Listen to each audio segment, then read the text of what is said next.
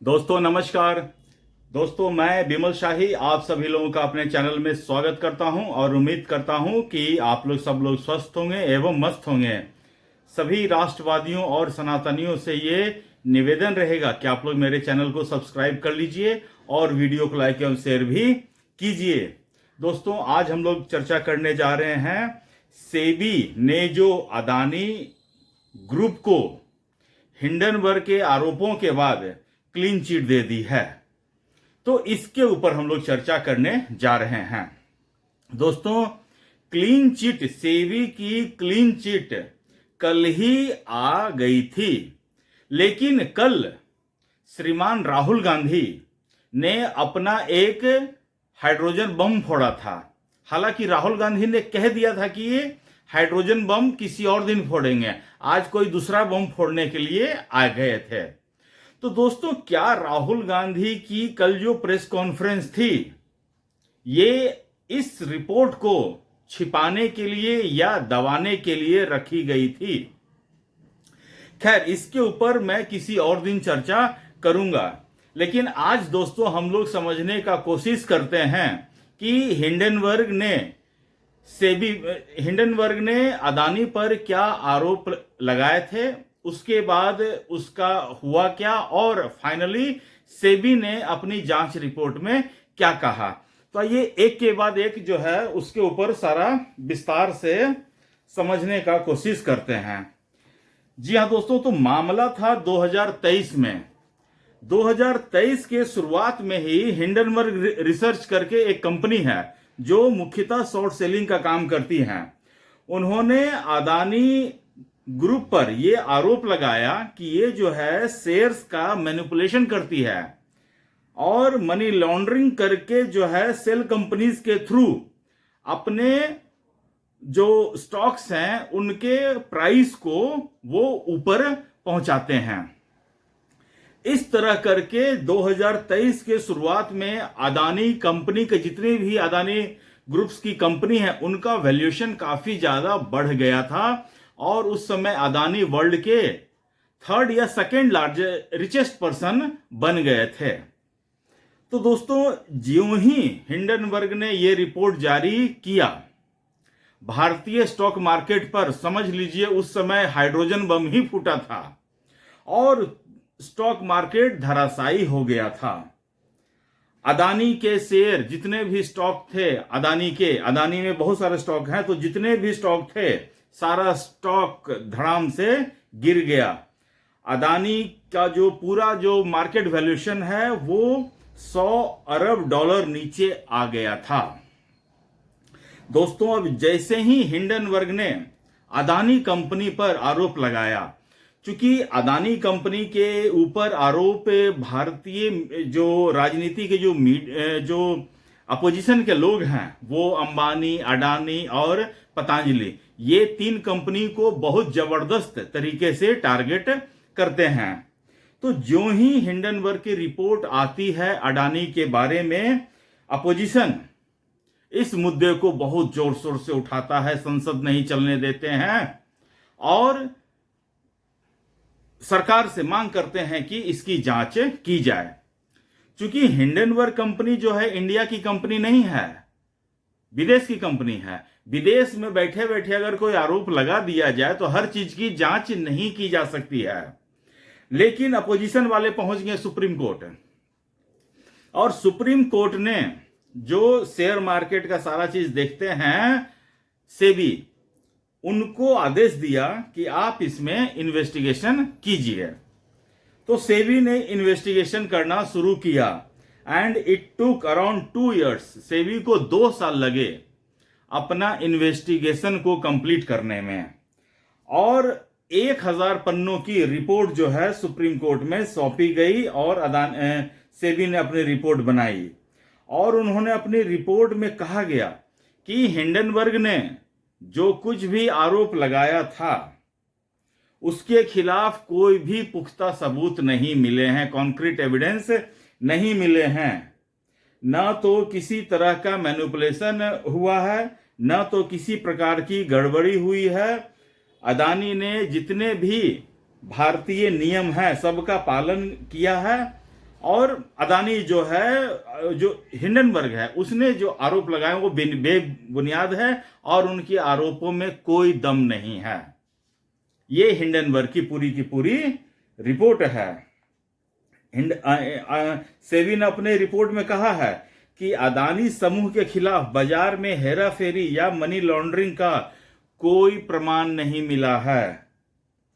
और इसके बाद अदानी कंपनी को, अदानी ग्रुप को इस पूरे प्रकरण में क्लीन चिट दे दिया गया।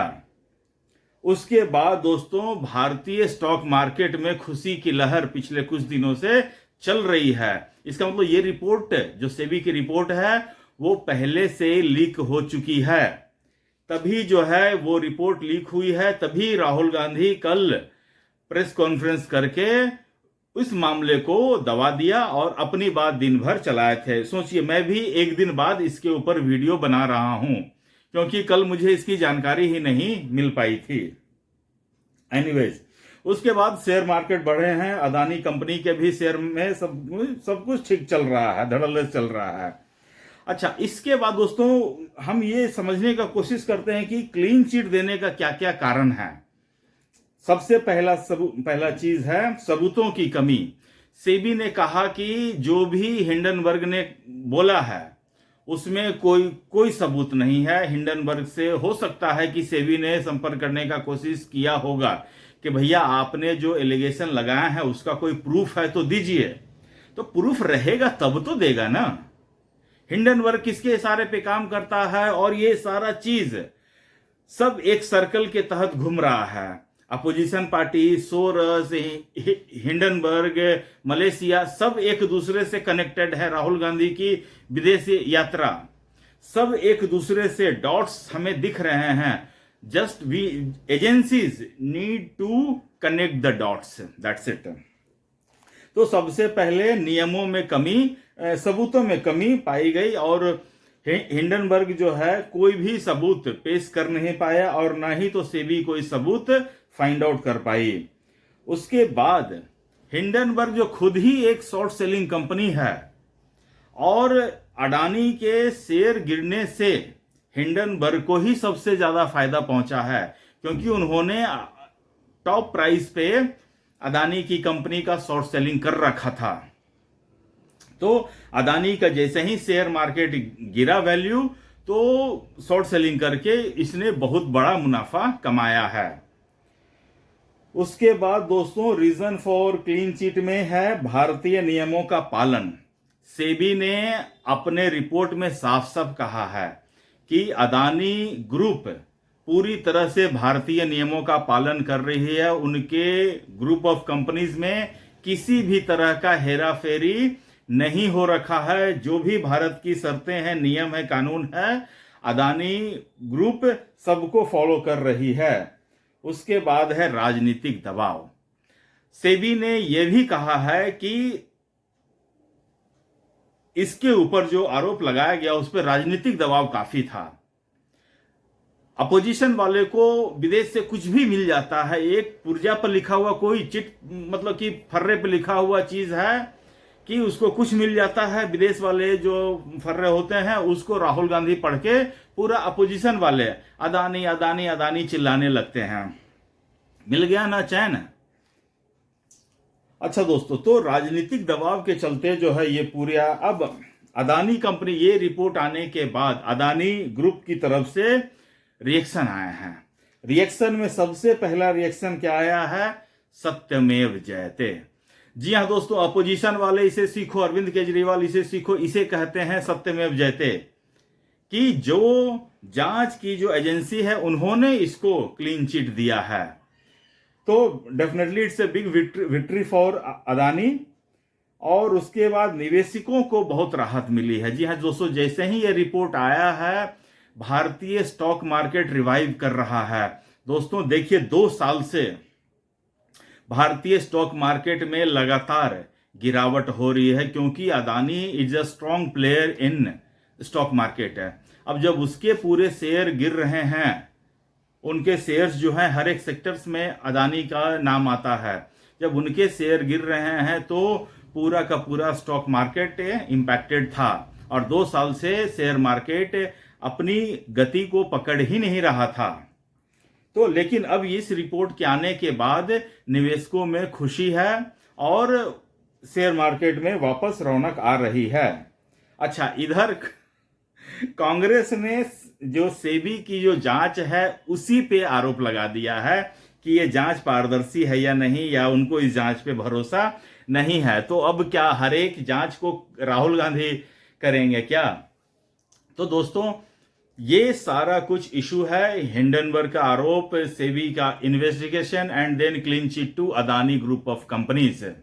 दोस्तों, राहुल गांधी और अपोजिशन पार्टी हिंडनबर्ग की इस झूठी फर्जी रिपोर्ट को लेकर भारतीय राजनीति में बहुत बवाल काटा था। यहां तक कि पूरा का पूरा स्टॉक मार्केट लाखों करोड़ रुपए का नुकसान, भारतीय का नुकसान हो गया था।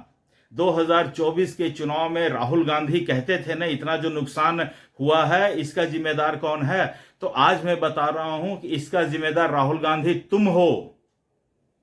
और मैं तो पूरे भारतीयों से यह कहना चाहूंगा कि राहुल गांधी के ऊपर चवन्नी भर का भी भरोसा नहीं करना है। ये आदमी 2 कौड़ी का आदमी है। जिस आदमी को यह नहीं पता है कि किसके ऊपर भरोसा करना, किसके ऊपर भरोसा नहीं करना है, तो विदेश से कोई भी आदमी इसको एक पर्ची बना के दे देगा, ये आदमी उछलने लगेगा भारत में। आज तक मैंने राहुल गांधी को कभी भी किसी मल्टीनेशनल कंपनी के खिलाफ बोलते हुए नहीं सुना है। लेकिन हां, इंडियन कंपनी जो है, रिलायंस है, अडानी है, अंबानी है, पतंजलि है, इन तीनों कंपनी के खिलाफ मैंने इनको और अपोजिशन के अनेक लोगों को बोलते हुए कई बार सुना है। तो इस रिपोर्ट के ऊपर चर्चा एक्चुअली में होनी चाहिए थी, बड़े पैमाने पर चर्चा होनी चाहिए थी, लेकिन इस रिपोर्ट को मीडिया में दबा दिया गया। कुछ और इशू को उठाकर, राहुल गांधी का झूठ मूठ का प्रेस कॉन्फ्रेंस को उठाकर इस महत्वपूर्ण इतने बड़े इशू को दबा दिया गया। तो दोस्तों, आप डिसाइड कीजिए कि आपको रियल इश्यूज पर बात करना है या राहुल गांधी जैसे फर्जी इशू पर बात करना है। डिसाइड आपको करना है। तो दोस्तों, मुझे आज के लिए इतना ही अपडेट देना था। आप लोग अपना ख्याल रखिए, स्वस्थ रहिए, मस्त रहिए। तब तक के लिए नमस्कार, बाय।